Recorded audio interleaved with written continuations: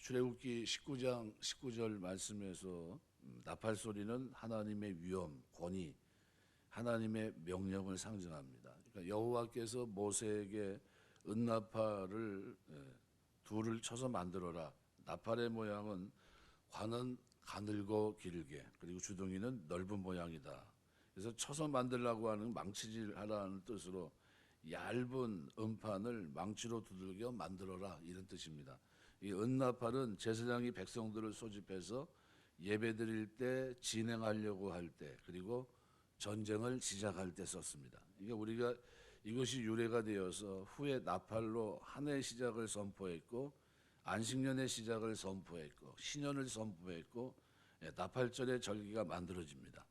장차 주님이 오실 때에도 나팔 소리로 주의 백성을 모으실 겁니다. 그래서 광야의 이 회중들은 나팔 소리가 울리기까지는 어떤 절기나 종교적 목적을 위해서 모이지 않았고, 진행하지도 않았고, 싸우기 위해 준비하지도 않았습니다. 나팔 소리가 중요한 겁니다. 그러니까 나팔 소리에 따라 예배드리고 여행도 하고 싸우며 머물렀던 겁니다. 저들의 생각이나 의견, 감정에 의존하지 않았습니다. 나팔을 부는 일은 제사장이 합니다. 그러니까 하나님의 계획과 뜻을 백성들에게 전해주기 위해서 세운 이 직분이 제사장인데, 나팔은 제사장이 붑니다. 그래서 제사장은 분명하게 나팔을 불어야 되는데 그것으로 모으기도 하고 진행하기도 하고 전쟁도 수행했습니다. 물론 지금은 구름이나 나팔 소리에 의해서 하나님의 뜻이 전달되지 않습니다. 하나님의 말씀과 성령에 의해서 하나님의 뜻이 전달됩니다. 성도는 하나님의 말씀을 떠나서 움직이거나 행동하면 안 된다는 겁니다. 하나님의 말씀에 의탁하며 살아야 될 것을 보여주고 있는 겁니다. 말씀 앞에 나의 지식, 이성 또는 경험은 무릎 꿇어야 됩니다. 내 방법대로가 아니라 하나님 말씀대로입니다. 그래서 나팔 소리가 우리에게 주는 영적 의미, 왜 나팔을 불렀을까? 첫 번째는 회중을 모으기 위해서입니다. 두 나팔을 불면 온 회중이 회막문 앞에 모입니다. 하나만 불면 족장들만 모이게 되어 있습니다. 이 나팔의 규정에서 중요한 것은 인간의 책임입니다. 구름은 하나님이 함께 하시는 임재의 표시라고 한다면, 은나팔은 제사장에게 계시된 하나님의 뜻을 백성에게 전하는 겁니다. 그래서 백성들은 구름을 보면서 하나님이 우리와 함께 하심을 믿었습니다. 그러나 하나님의 뜻이 뭔지를 모릅니다. 그래서 제사장이 나팔 소리가 필요하듯이 제사장들이 나팔을 불지 않거나 잘못 불면 백성들은 하나님의 뜻을 헷갈립니다. 하나님의 뜻과 전혀 다른 삶을 살게 되는 겁니다. 그래서 요한계시록 1장 1절 보면 예수 그리스도의 계시라 이는 하나님이 그에게 주사 반드시 속히 될 일을 그 종들에게 보이시려고 그 천사를 그 종 요한에게 보내어 지시하신 것이라. 그러니까 하나님의 계시가 사도 요한에게 주어졌고, 요한은 교회에 전해주기 위해 기록합니다.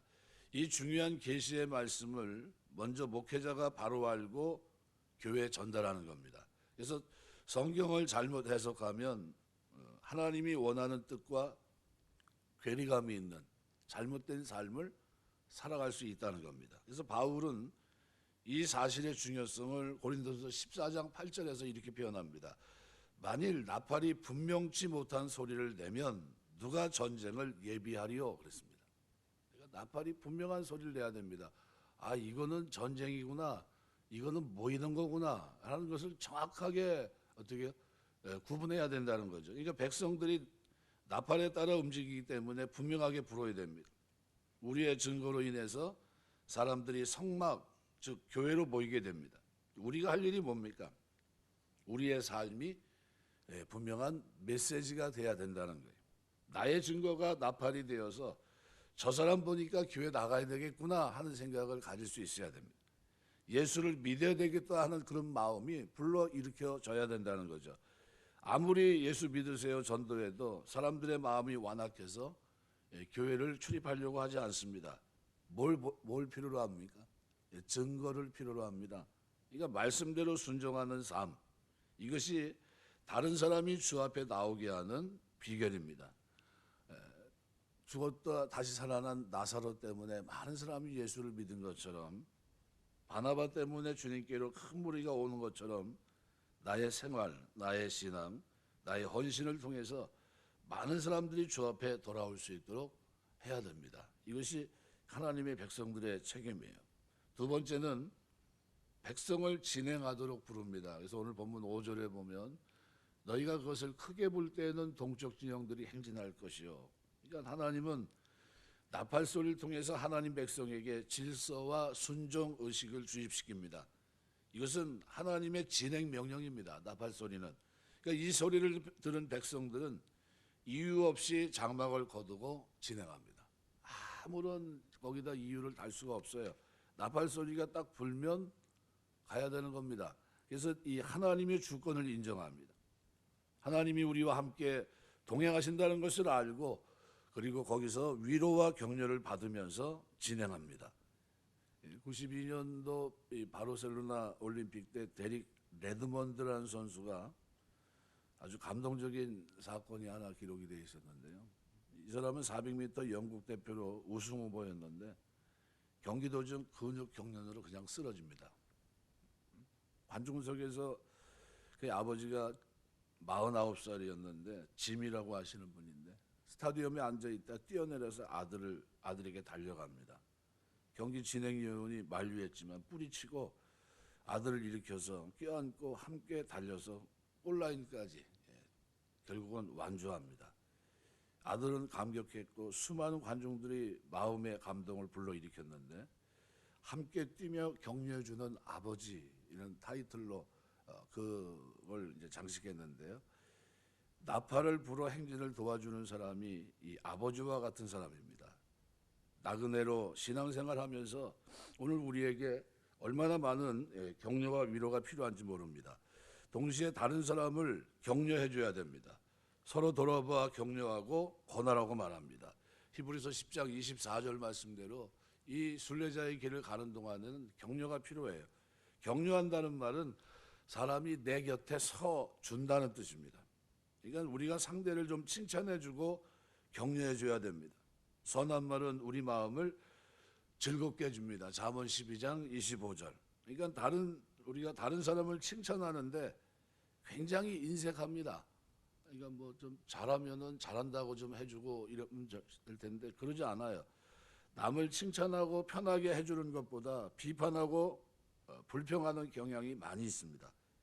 가정에서도 마찬가지지만요. 어느 단체든지 그래요. 그래서 교회에서도 칭찬해주고 격려해주는 것보다는 자꾸 흠을 자꾸 끄집어내려고 합니다.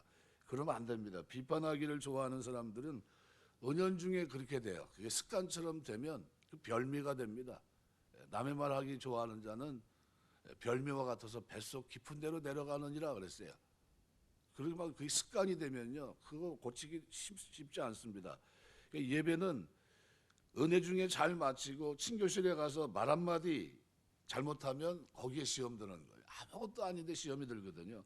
그래서 일본 격언 중에도 친절한 말 한마디가 찬 겨울을 따뜻하게 해준다고 했는데 살아가면서 여러분의 말이 위로자의 말이 되시길 주의 이름으로 축원합니다. 이 말 한마디가 얼마나 위로가 되고 마음을 따뜻하게 하는지 모릅니다. 그래서 우리 입에는 칭찬이 필요해요.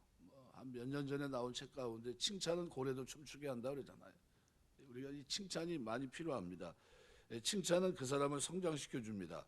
우리가 보통 성령 하나님이 내 안에 내주하신다고 했는데 보혜사 성령은 위로자입니다. 곁에 있어주는 자란 뜻입니다. 성령께서 우리 곁에서 위로자가 되어주십니다. 기도할 때 말씀을 묵상할 때 깨닫게 하시면서 그래 우리의 생각과 마음을 지켜주십니다. 힘에 들고 어려울 때 말씀을 묵상하고 기도하면 성령께서 내 옆에서 위로해 주시는 것을 느끼게 하십니다. 자녀들에게도 칭찬과 격려가 필요합니다.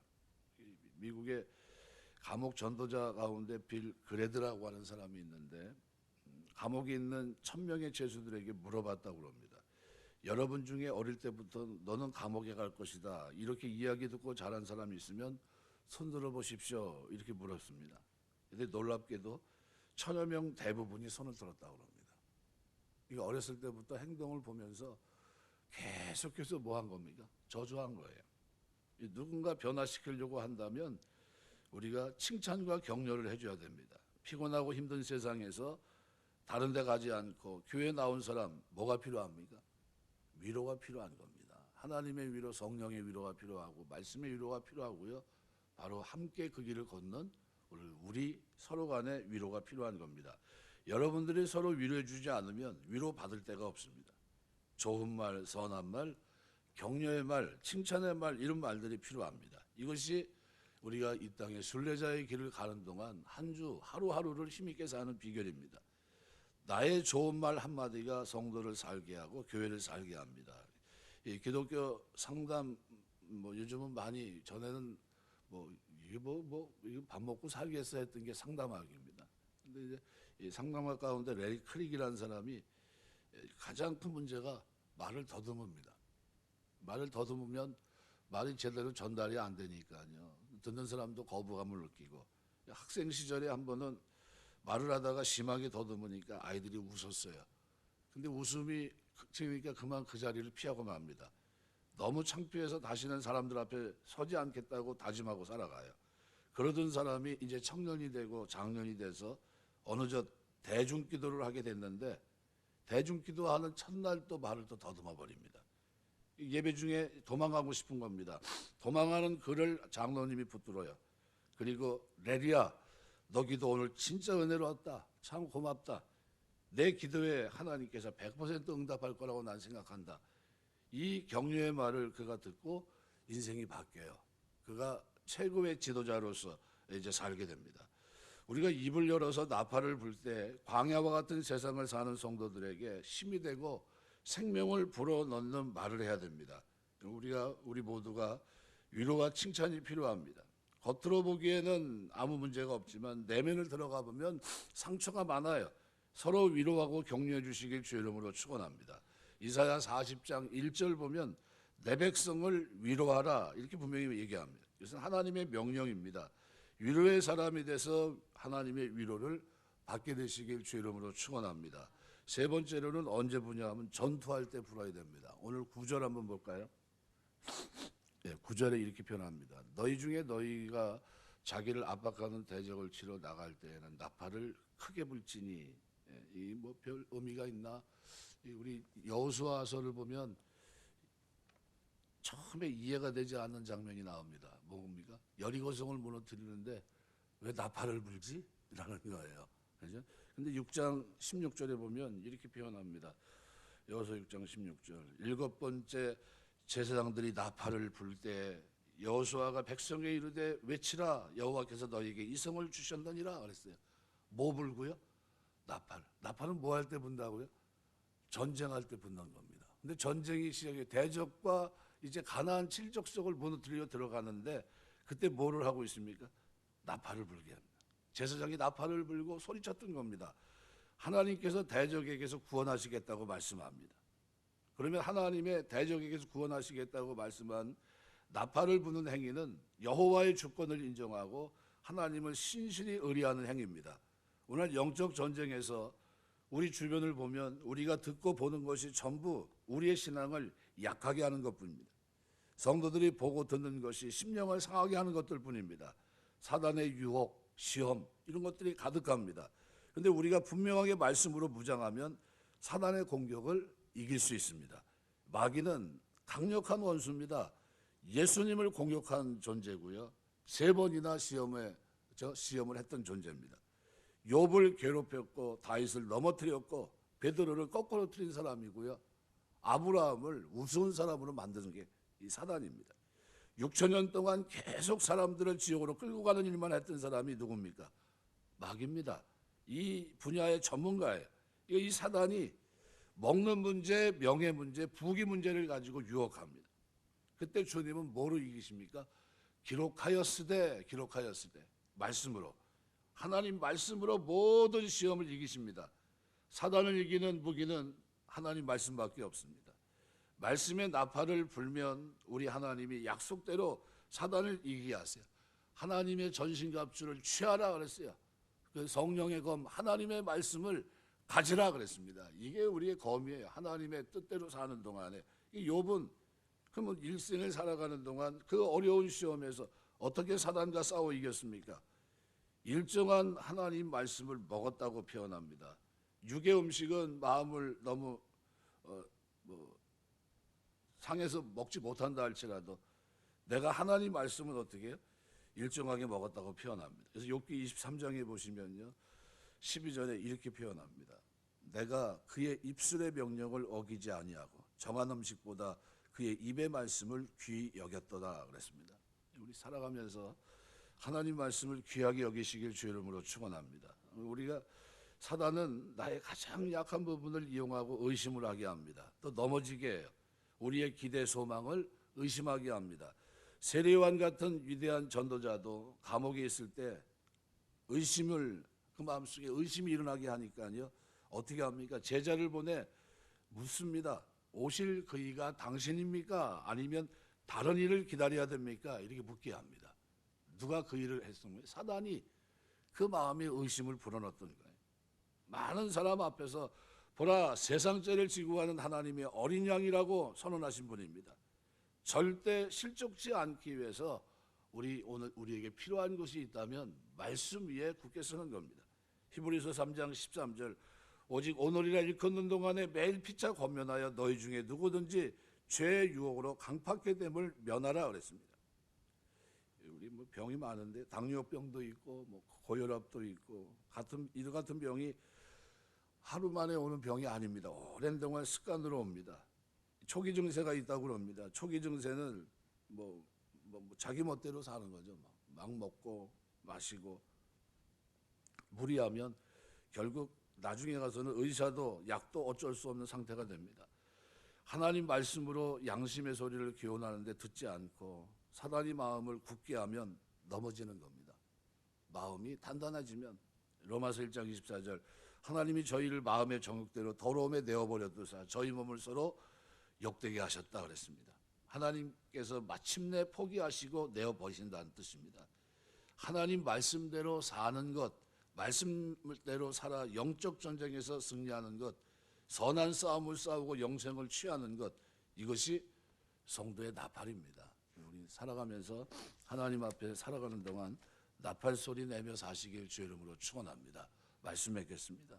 나팔 소리는 회중을 모으기 위해서도, 백성이 진행하고 부르기 위해서도, 전쟁을 시작하는 중에도 나팔 소리가 있었습니다. 우리는 하나님 이 시대에 살아가면서 제사장입니다. 나팔 소리를 내야 돼요. 분명한 소리. 냄새가 분명해야 되고요. 우리에 던져지는 말이 분명해야 됩니다. 천국과 지옥이 분명해야 되고요. 말씀을 쫓아 살아가는 삶이 분명해야 됩니다. 살아가면서 하나님의 백성이라는 사실을 잊지 마시고 분명한 소리를 내며 이 땅을 살 수 있는 거룩한 백성 되시길 주의 이름으로 축원합니다. 기도하겠습니다.